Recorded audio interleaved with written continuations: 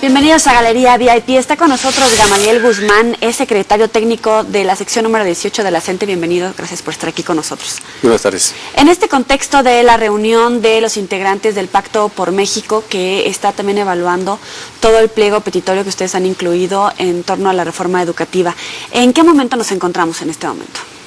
Estamos ahorita en la ruta que se viene construyendo para permitir la opinión de todos los mexicanos interesados en la educación, qué tipo de educación se necesita este país. En esa ruta estamos ahorita. ¿Cuál es el prototipo de educación que ustedes sugieren?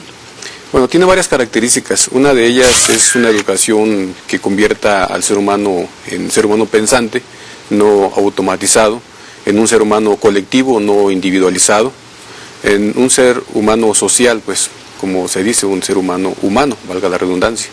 Esa es la característica fundamental que estamos planteando. ¿Los planes educativos hasta este momento ustedes cómo los evalúan?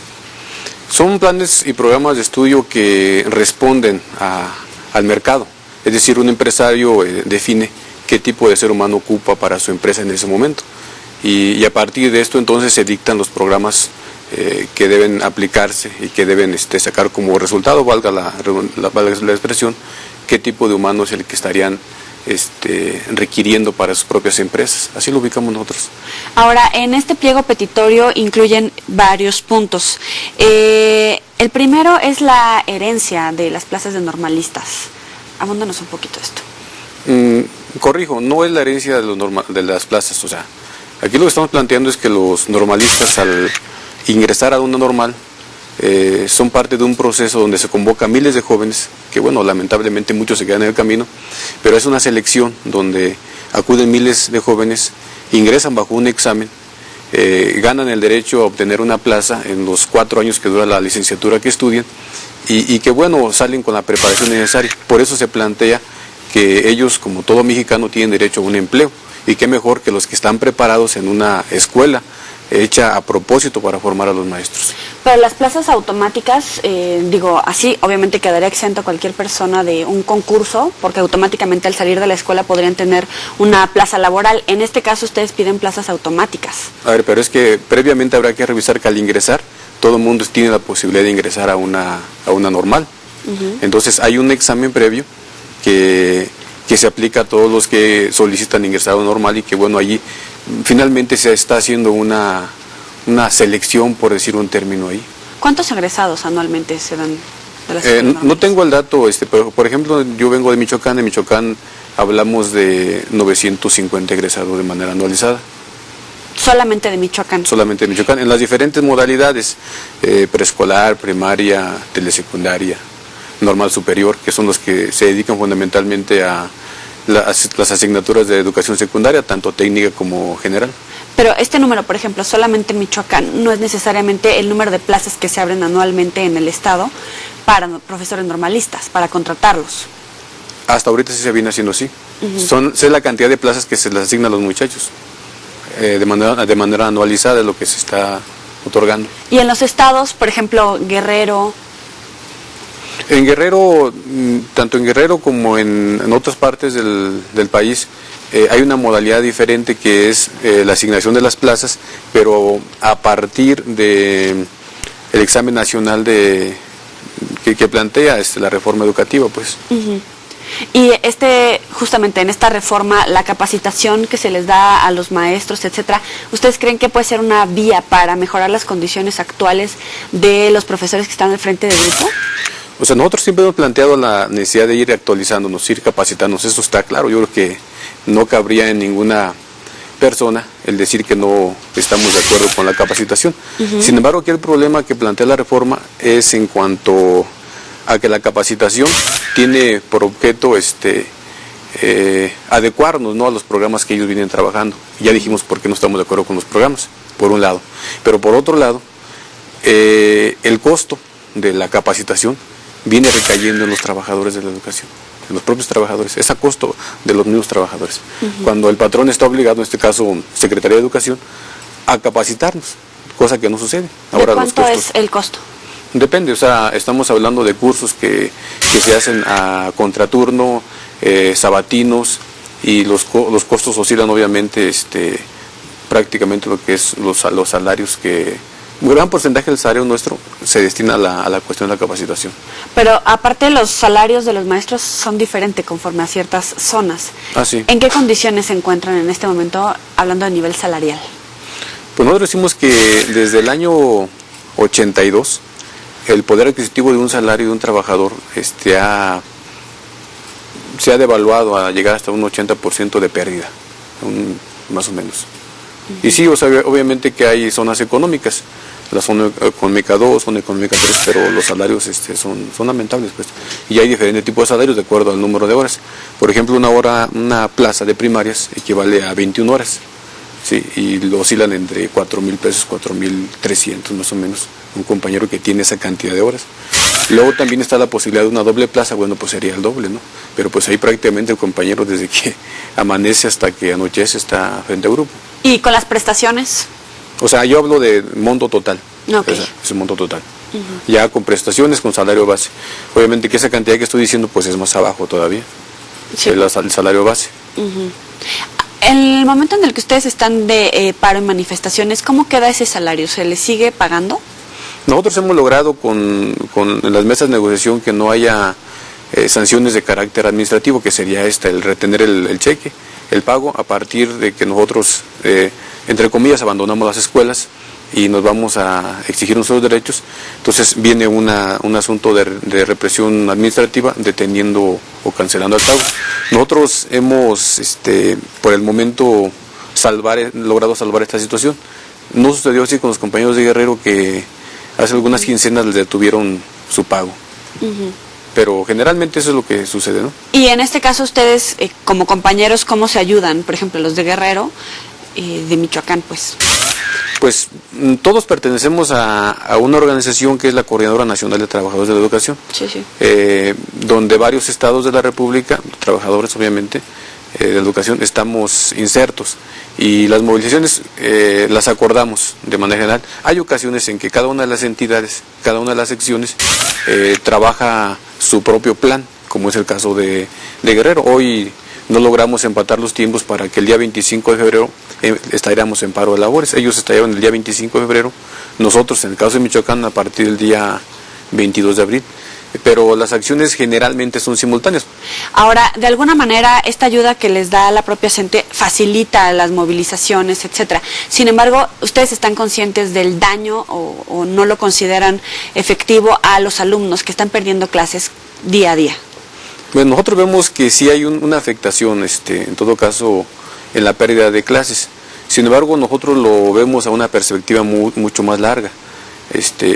Sería todavía una afectación mayor el hecho de que se lograra imponer una reforma con esas características, que nosotros decimos sí pierde la gratuidad de la educación.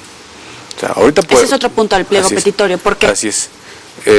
Bueno, pero termino la primera parte, ¿no? A ver, nosotros decimos que finalmente puede haber una afectación, pero a final de cuentas nosotros cuando salimos a una jornada de lucha que le llamamos nosotros, platicamos con los padres de familia y les decimos cuáles son los motivos de nuestra lucha. Les explicamos, les pedimos el apoyo y en la mayoría, no en todos los casos, en la mayoría de los casos nos dan ese apoyo. ¿Cuál es el compromiso? Primero, que no vamos a luchar únicamente por nosotros, vamos a luchar también por ellos. Y en el caso de Michoacán nosotros podemos dar ejemplos de cómo en jornadas anteriores hemos logrado uniformes para niños. Hay municipios enteros que a los niños se les da uniformes de toda la educación básica, preescolar, primaria, secundaria, calzado, desayunos, útiles escolares gratuitos, los libros de texto, que a nivel nacional es un planteamiento ya que se da y que anteriormente no se daba. Quiero decirle que en Michoacán surge la idea del libro de texto gratuito para educación secundaria, que ya ahorita es un programa a nivel nacional, pero eso les explicamos a los padres de familia, sumado al compromiso de que una vez que nosotros concluyamos la jornada, vemos la forma de cómo nivelamos, por decir un término, su programa de sus... Eso es más que nada. ¿Y se puede recuperar? En términos generales sí, porque generalmente nosotros cuando previamente a una jornada, nosotros venimos realizando una serie de actividades que nos permiten esta posibilidad. O sea, nos vamos preparando pues en este caso. Hablábamos de este punto en el pliego petitorio respecto a que no se pierda la gratuidad de la educación. Bueno, el asunto, esa es una demanda central. Nosotros sí vemos amenazado el hecho de que la educación pública gratuita pierde ese carácter, el hecho de ser gratuita. Y bueno, nos han dicho y han cuestionado mucho si efectivamente la educación pierde la gratuidad y si en algún punto de toda esta reforma hay la palabra privatización. Queremos decirle que no. O sea, si ustedes buscan, no hay en ninguna parte del texto una parte que diga la educación se privatiza, pero habrá que leer entre líneas y habrá que entender cuáles son las acciones. Nosotros decimos que cuando la reforma plantea llevar a cabo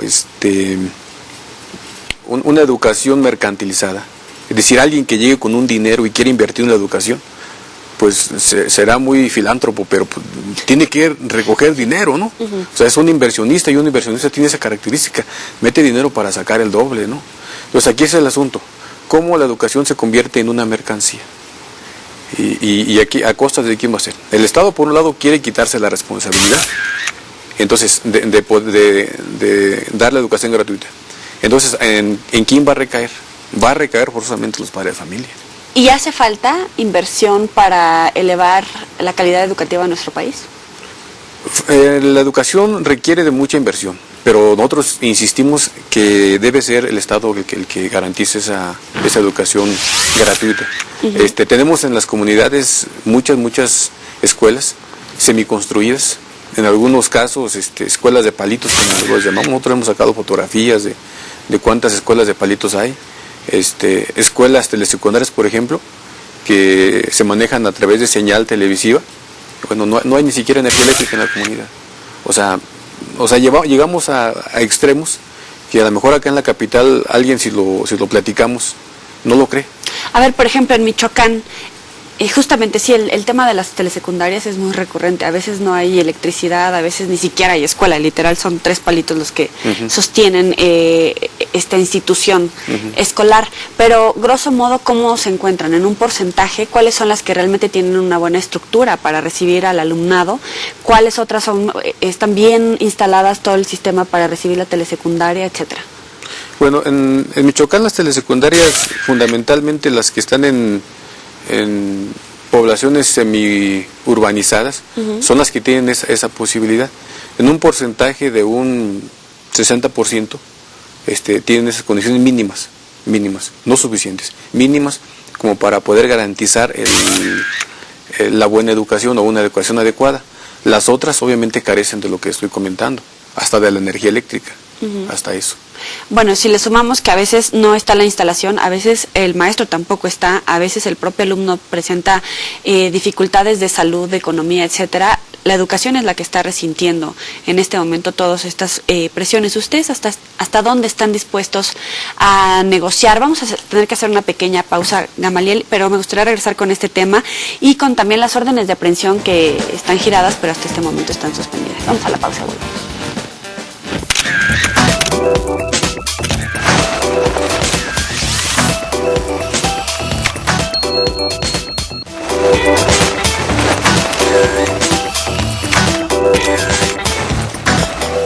El narcotráfico, las mafias y el crimen organizado solo podrán ser combatidos con educación, asegura el episcopado mexicano.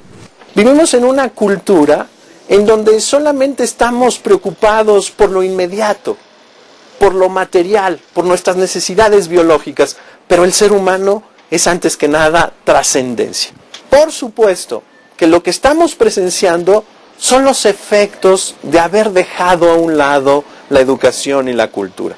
El análisis de la situación educativa se dio en el encuentro El Atrio de los Gentiles, celebrado por primera vez fuera de Europa, con la visita del cardenal Gianfranco Ravasi, presidente del Consejo Pontificio de la Cultura. En términos numéricos, podríamos decir, vamos bien. Es decir, la cobertura educativa en cuestión básica, en cuestión media, va avanzando. Hemos caminado. Sin embargo, lo preocupante es ahora la calidad educativa. No es importante solamente ver los números, las estadísticas.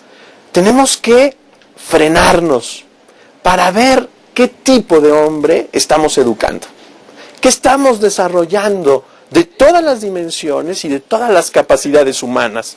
Porque el hombre no solamente es habilidades, el hombre no solamente es información, el hombre también es capacidad de juicio. El hombre también es capaz no solamente de entender el aquí y el ahora, sino es capaz de abrirse precisamente a la trascendencia. La Iglesia Católica, preocupada por los jóvenes, diseñó el decálogo Educar para una nueva sociedad. El propósito es favorecer un modelo humano integral que restituya el tejido social. Un documento de análisis y reflexión sobre la situación educativa de nuestro país.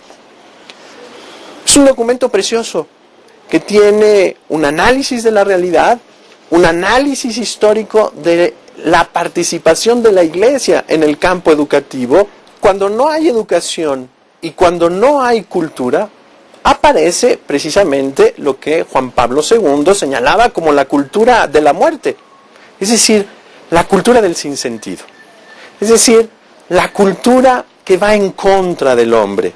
La cultura que no cultiva. En el atrio de los Gentiles participaron creyentes y no creyentes, además de intelectuales, y fue seguida vía internet por universitarios. Es promovida por el Consejo Pontificio para la Cultura. Hasta ahora solo se había llevado a cabo en ciudades como París, Roma, Barcelona, Palermo, Praga, Estocolmo y Florencia.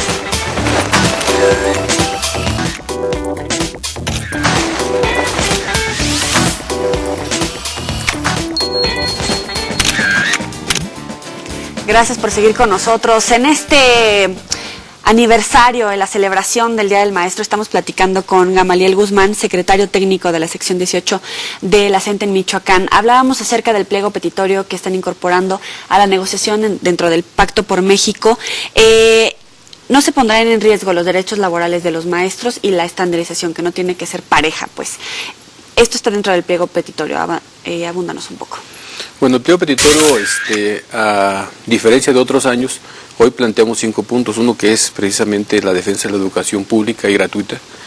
Otro que es la defensa de nuestros derechos laborales. Uno más que se refiere a una democratización del CENTE, que nosotros sabemos ahora que justamente metieron a Eleuterio Gordillo a la cárcel. Del sindicato. Sí, del sindicato. Que se ocupa una democratización del CENTE. Otro es lo que decíamos hace un rato, el asunto de las normales como instituciones públicas de este país, formadoras de maestros, de docentes, y la otra cuestión es la represión que sufrimos varios maestros en todo el país. Son los 5 puntos que el día de hoy planteamos al gobierno federal, que no al Pacto por México, al gobierno federal. ¿Cuáles son estos derechos que no se pueden perder para los maestros, estos derechos mínimos?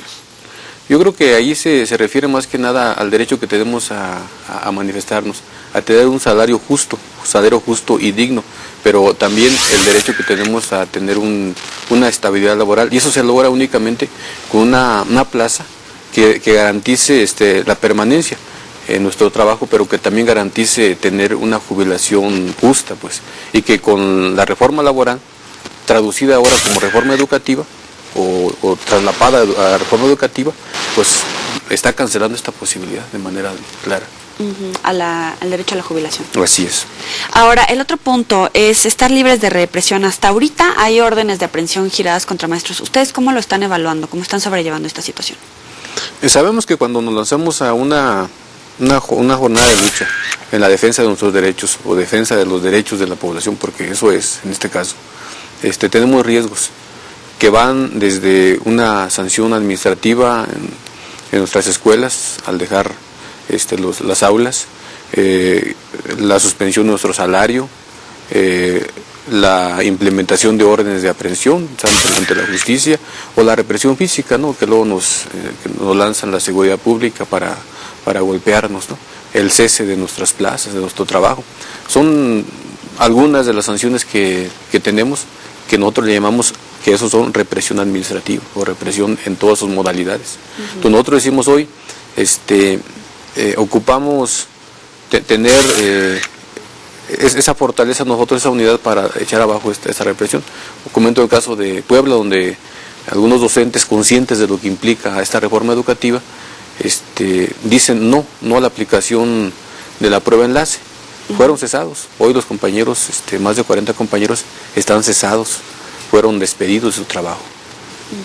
Pero, a ver, por ejemplo, el punto de cuando toman las casetas, cuando toman las autopistas, ¿esto ustedes lo ven como un hecho represor por parte del gobierno federal, que instalen a la policía para dar seguridad, pero lo toman como un acto represivo del gobierno federal? Yo creo que sí. El asunto es que si se ve así como tal y únicamente se aísla todo el hecho de lo que sucedió, por ejemplo en Guerrero, que es el caso, pues sí pudiera ser, hasta lo vemos con ojos, que no es correcto. Pero aquí el asunto es que detrás de esto ha habido toda una serie de peticiones, de manera formal, presentando escritos ante instancias, movilizándose en una marcha, planteándose afuera las instalaciones de las instituciones de gobierno, etcétera, y no ha habido respuesta. ¿Cómo es que los medios de comunicación voltean de pronto y ven a Guerrero? Cuando los maestros se instalan en la autopista. Hasta entonces. Y hasta entonces cuando el gobierno se presta a instalar mesas de negociación. Es hasta entonces. Entonces estas medidas son como medidas últimas. No porque así lo queramos, no porque somos violentos, que nos obligan a hacer para ser escuchados, lamentablemente. Y eso sucede en este país. Lo vimos en el 94 también. ¿Hay oídos sordos por parte del gobierno federal, de los propios partidos? Se reúnen PAN, PRD, PRI en el Pacto por México, sin embargo, ¿están atendiendo de manera adecuada este pliego petitorio o es solamente para la foto? Bueno, yo insisto, o sea, es hasta cuando nos movemos, cuando tenemos la posibilidad de ser escuchados. Este Pacto por México fue firmado entre las cúpulas de estos partidos políticos, tomando en cuenta ¿a quién? A nadie, nada más entre ellos. Entonces nosotros no tuvimos la posibilidad de decir, aquí está mi propuesta, que la tenemos en materia educativa. No, en ningún momento tuvimos la posibilidad. Es hasta cuando empezamos a hacer manifestaciones, es hasta cuando tenemos que suspender el tráfico y afectar a capitalinos aquí, que somos escuchados. Es hasta entonces. Nosotros estamos apostando a que efectivamente esta minuta sea cumplida y que lo que planteemos nosotros se nos escuche, pero además se tome en cuenta. De alguna manera se sume a la reforma educativa, así es. Ya al texto final. Así es, esa es la idea, que se sume al texto final. Recordemos que fue reformado el artículo 3º y 73, bueno, ahora viene las leyes secundarias, que son las que reglamentan, pues en todo caso, toda la reforma en sí, la reforma educativa. ¿Ustedes qué puntos a favor le ven a esta reforma educativa? Si fuera, o sea, prácticamente ninguno, ¿no? Más el hecho de que se haga un diagnóstico que sí estamos mal en cuestión educativa. Pero aquí el problema es, sí coincidimos en que estamos mal en el ámbito educativo, nosotros y probablemente las autoridades. Aquí el problema es quién tiene la responsabilidad y cómo resolverlo. Ellos insisten en que nosotros somos los responsables. Nosotros decimos que el gobierno tiene una responsabilidad que no ha cumplido y es una consecuencia. ¿Sí? ¿Cómo lo resolvemos? Ellos dicen castigando a los maestros. Nosotros decimos no, pidiendo la opinión a toda la gente para que diga qué tipo de educación la que queremos. O sea, esas son las dificultades, ¿no?, que está en cuanto a la reforma. Pero de manera general, si esto es una posibilidad de construir realmente una alternativa o una propuesta que los mexicanos requieren en este momento, o sea, estamos de acuerdo. ¿Encarcelar al Baester Gordillo resuelve en alguna medida esta situación de la falta de democracia al interior del sindicato? No resuelve. O ayuden poco, pero finalmente aquí lo que tenemos que revisar es que fue un teatro, pues fue un circo que montaron ellos, no salieron de acuerdo y bueno, la encarcelan. Nosotros, fue un acuerdo entre el gobierno y el sindicato, más allá de los derechos y las deficiencias del sindicato. Sí, eso nos queda claro, nos queda claro. Y es un mensaje también para los otros dirigentes de las secciones que de pronto, que es gente del Estado, dijeron, bueno, a ver, si ustedes en este momento siguen intentando como levantar a los maestros, miren lo que puede suceder, ¿no? ¿Sí? Porque nosotros insistimos desde hace mucho tiempo que esta señora, el Baester Gordillo, tenía una serie de crímenes, y esa es la palabra correcta, crímenes, en contra de la educación, en contra del magisterio, al grado tal que hay una lista considerable de compañeros que fueron asesinados, si no de manera directa por ella, pero sí, ella apareciendo como siempre autora intelectual. Entonces sí es una persona que merece la cárcel, otros decimos, pero no ayuda. ¿Por qué? Porque ahora ponen a este señor de nombre Juan Díaz, lo ponen a él como secretario, y él ya rápidamente está diciendo que está de acuerdo con todo. O sea, no está planteando en ningún momento ir a defender a los derechos de los trabajadores, no está planteando defender una educación gratuita, no, en ningún momento. Él ya se alineó. Entonces, ¿qué es lo que está pasando? Que quitaron a un peón servil y ponen a otro peón igual de servil o más. En su caso, sí, incluso en este mismo programa varios representantes de la coordinadora han señalado estos crímenes a los que hace referencia. ¿Este tipo de documentos y pruebas los han acercado a los representantes ahora del pacto para que le den causa a esta investigación? No, de manera concreta el asunto con esta gente, esos personajes del pacto, tiene que ver con la cuestión de la reforma educativa. O sea, concretamente el asunto de la democratización, creemos que es en otra instancia donde se estaría tocando. Ahora, la democratización, ¿en qué sentido y en cuántos escalones dentro del sindicato están queriendo hacer este pliego petitorio? En cuanto a la democratización, bueno, nosotros decimos que la democratización tiene que ver con cómo los maestros, los trabajadores, mejor dicho, los trabajadores, porque van incluidos también docentes, intendentes, etcétera, ¿no? Los trabajadores de la educación deciden quiénes son los representantes. Hay mecanismos que manejan los sindicatos democráticos y no es a partir de una decisión de cúpula que digan X va y va todo lo acata, ¿no? Nosotros decimos que tiene que ser a partir de procesos que se construyan para que todos participemos en la decisión de quién son nuestros representantes y cuáles son las decisiones que debe tomar, porque por ejemplo, teniendo un sindicato como un instrumento de defensa de los derechos de los trabajadores, seguramente que no estaremos en esas condiciones, seguramente que no. Entonces de pronto el sindicato se convierte en un apéndice de gobierno y que no defiende nada, cuando su función principal, su función esencial es la defensa de los derechos del trabajador. ¿Y no? ¿Por qué si el Ballester Gordillo está adentro y el sindicato puede moverse por sí solo afuera, no vemos esta participación de todos los miembros del sindicato, no de la coordinadora? Pues es lo que decíamos hace un rato, o sea, quitaron a un peón servil, bueno, ponen otro peón servil y que bueno, la idea es cómo acallar las protestas de los trabajadores, aunque es muy relativo. Nosotros tenemos datos de varias movilizaciones, acciones de protesta en todo el país, si no en todos los estados, sí en una gran mayoría de estados, que los compañeros trabajadores de la educación se han manifestado porque ven en esta reforma todas las lesiones que viene para la educación y para los derechos de los trabajadores. Entonces, es esta parte como que lo ven muy relativo, ¿no? Sí hay manifestaciones en ese sentido. ¿Darán marcha atrás en algún momento en sus medidas de resistencia? Hemos visto la toma, por ejemplo, de autopistas. Viene ahora esta manifestación aquí al Distrito Federal. ¿Hasta dónde van a llegar para que se incorporen su pliego petitorio? Bueno, ahorita estamos apostándole al asunto de creer que efectivamente esta minuta firmada con el gobierno federal pueda tener resultados. Y insisto, que lo que platiquemos ahí no nada más sea para escucharnos, sino también para que se incorpore. Nosotros estamos planteando, es una propuesta que venimos trabajando con algunos compañeros y que la vamos a hacer ante nuestras instancias, la posibilidad de crear una especie de comisión de garantes, ¿no? De personalidades de este país que puedan en un momento determinado estar atentos, que puedan estar dentro de las mesas de diálogo que estamos estableciendo con el gobierno federal y que estén garantizando que lo que ahí se esté platicando efectivamente sea incorporado. Esa es una propuesta, yo lo manejo, no es un acuerdo, es una propuesta que seguramente vamos a tener que ir platicando, pero estamos apostándole a que efectivamente lo que ahí se platique pueda ser incorporado. Vamos a creer que así se puede hacer. Gamaliel, muchas gracias por estar aquí con nosotros en Galería VIP, estamos al pendiente de toda la información. Gracias a ustedes. Y gracias a ustedes por acompañarnos, estamos al pendiente, pásenla bien.